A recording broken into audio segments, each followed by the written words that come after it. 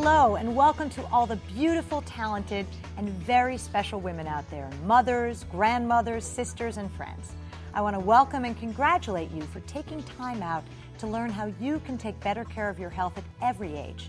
Too often, I think women are so focused on being nurturers and caretakers to our friends, families, and coworkers that we neglect ourselves in the process. So today, we take time out to share with you some important information about taking control of our own health, that precious resource that's to be treasured.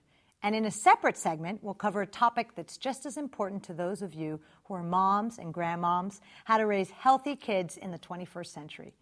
It's my great pleasure to tell you that joining us today is a dear friend of mine, a medical doctor who's committed to prevention, to bringing people sound advice and cogent information so they can be on a path of optimal wellness. She's shared her expertise and experience in the arena of women's and children's health and nutritional wellness in 45 countries around the world.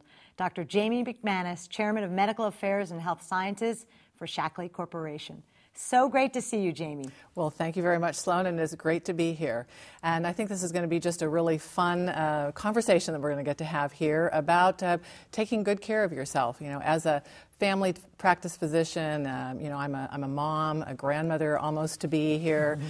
You know, I mean, I think it's just really an important time where we can really sit down with women and give them great advice, because women are the decision makers about health quite often. You know, they're deciding what we get at the grocery store, what we're putting on the dinner for dinner at night, purchasing supplements, exercise routines. So much of that falls into the purview of women. And so we're here today to just have a conversation about all the things you need to do to get healthy and stay healthy throughout whatever stage of life you're in. Well, we know women rule the world.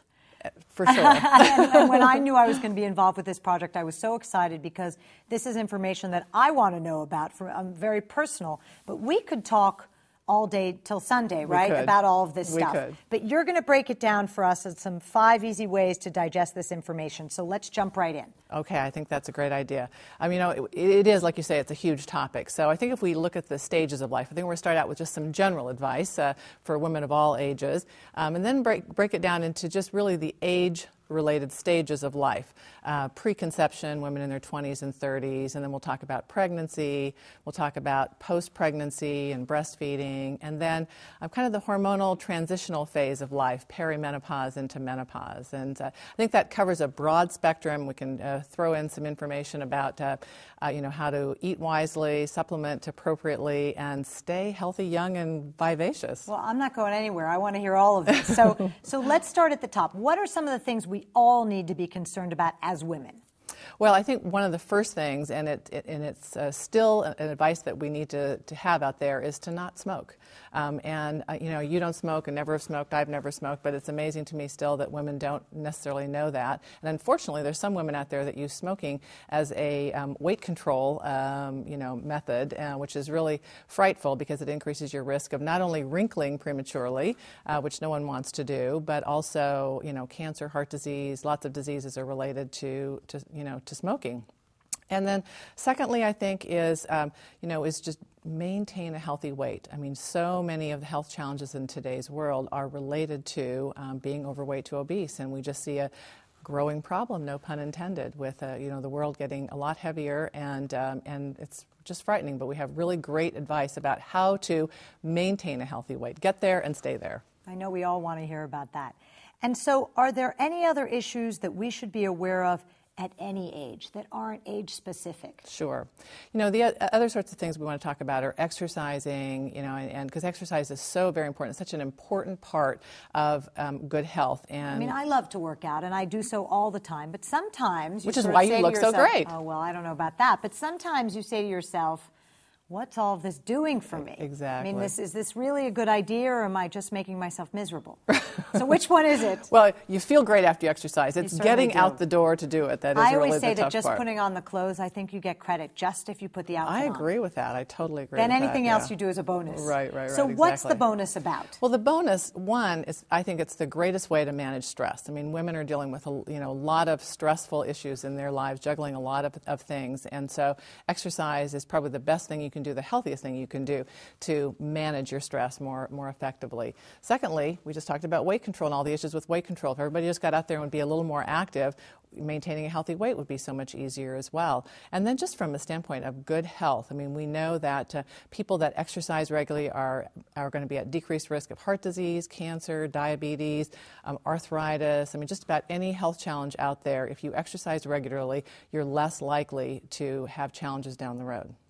And so that brings us to a very important topic, diet, something we all talk about, we think about, we dream about, we're obsessed with. But tell us, give us some of the real, sort of the nitty-gritty on what's going on with our diets, how we control it, and how we get to the place that you say where we're really concerned about diet as an important aspect in our health. Yeah, absolutely, absolutely. I think we'll just start out with a couple of don'ts first, okay? The don'ts are fast food. And if you say chocolate, I'm going to have to leave. Actually, it's great because chocolate, I'm going to say at the end, is one of the best things you can do for yourself, full of antioxidants. I knew I wanted to be here. Exactly. No, don't eat fast food. I mean, if people could just avoid fast food almost entirely in their life, if not entirely, they would, they would be doing so many good things for themselves. There's just nothing good there in the fast food arena for you, unfortunately. Secondly is don't drink sodas, which are a great source of hidden calories, and instead drink lots of water. Hydration is a very important part, standard part of good, healthy diet. And then your specific food choices, fruits and vegetables. I mean, we've been talking about 5 a day. 5 a day has now become 7 to 9 a day, 7 to 9 servings of fruits and vegetables. But if you have a little bit of breakfast, a little bit of lunch, a little bit of dinner, it's really not that much.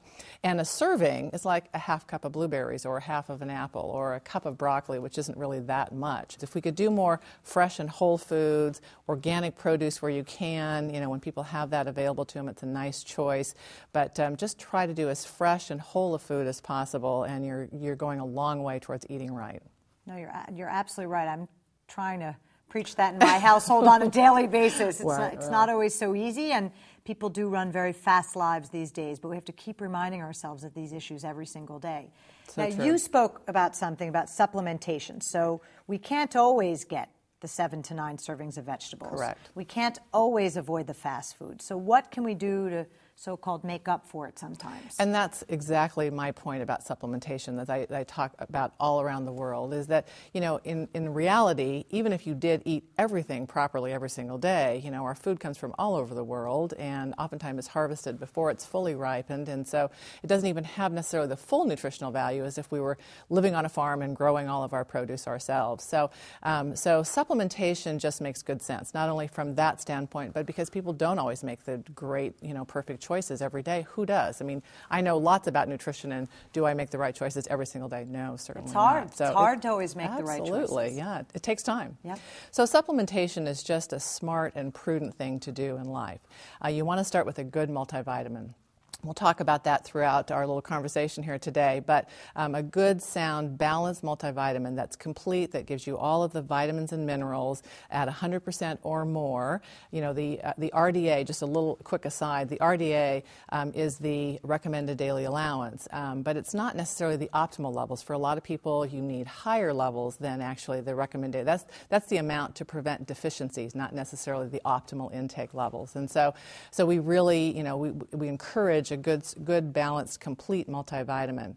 Extra antioxidants, I believe that people should supplement with extra vitamin C, extra vitamin E, about 500 milligrams of C, about 200 to 400 international units of E, and then omega-3 fatty acids, so very important. You can get them naturally from things like olive oil and fish.